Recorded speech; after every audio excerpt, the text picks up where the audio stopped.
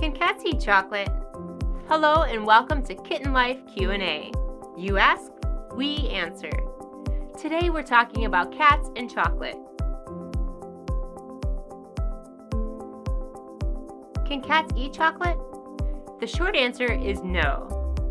Chocolate and cocoa contain an ingredient called theobromine, which is naturally metabolized in the human body, but not in cats or dogs.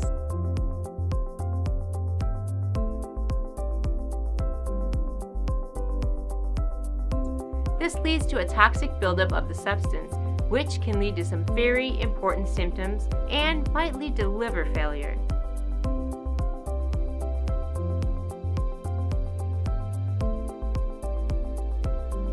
If you believe your cat has eaten chocolate, watch out for any of these symptoms: restlessness, vomiting, diarrhea, increased rate of breathing, increased heart rate, seizures, or muscle rigidity.